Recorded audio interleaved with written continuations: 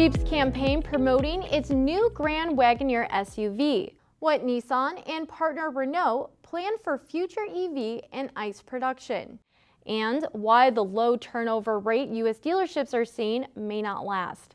Good morning, I'm Kristen Strakalaitis. Welcome to First Shift. More on those stories in a moment, but first, another 300,000 vehicles will be cut from production schedules due to the microchip shortage in 2022. That's according to Auto Forecast Solutions. This puts the year-to-date total up about 8% from just a week earlier. Over 200,000 vehicles were removed from automakers' production in Europe. Over 22,000 were lost in North America, over 15,000 in Asia outside of China, and close to 3,000 in the Middle East and Africa. Nissan and partner Renault are talking about an internal combustion engine as well as an EV future. Renault says it intends to cleave its internal combustion assets into a separate company that would stand alongside its new EV business. And to do that, Renault and Nissan face the task of divvying up their shared intellectual property while deciding how to handle key internal combustion systems. Nissan has a lot of cutting-edge technology, such as its e-Power hybrid system and its turbocharged variable compression ratio engines. Those systems will have much longer legs than the sunsetting combustion technology Renault wants to spin off. Furthermore, S&P Global Mobility says it predicts 60% of the market will still require engines in 2030, as pure EVs will account for only about 40% of global production. Good news for GM and Ford. After battling prolonged supply snags, both automakers say they expect to clear backlogs of unfinished vehicles before the end of the year. GM says it shipped out 3/4 of its 95,000 vehicles awaiting microchips and other scarce parts in the third quarter.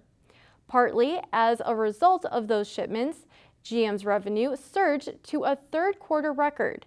Meanwhile, Ford says it expects a roughly 15% year-over-year increase in wholesale shipments during the fourth quarter and projected that full-year volume would be up 10% from 2021.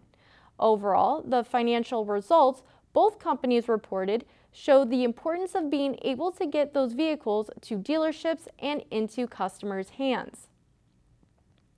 The low turnover rate U.S. dealerships are seeing since it increased the pay for its employees may not last. Industry experts say this is because once inventory levels normalize, it will make the job of selling vehicles harder and less lucrative.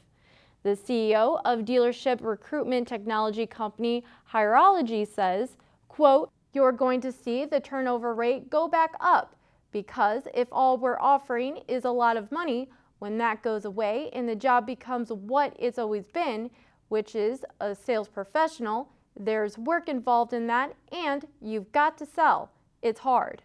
Some retailers acknowledge this statement, but say they are mindful about providing other benefits, training, and developmental opportunities to help retention when the market shifts. You can turn time inside out, again and again. Retired New York Yankees shortstop Derek Jeter features in a campaign promoting Jeep's new Grand Wagoneer SUV. Stellantis says the multi-year campaign, dubbed Eyes Wide Open, was shot in various settings in and around New York using a 2023 Jeep Grand Wagoneer L. It begins with a 1-minute commercial featuring images of Jeter, his wife Hannah, and child actors playing their 3 daughters. The campaign made its debut during Friday night's World Series game, one between the Philadelphia Phillies and Houston Astros. Thanks for watching. Be sure to go to autonews.com for more news, and don't forget to follow us on Twitter at @first_shift. Have a great day, and we'll see you next time.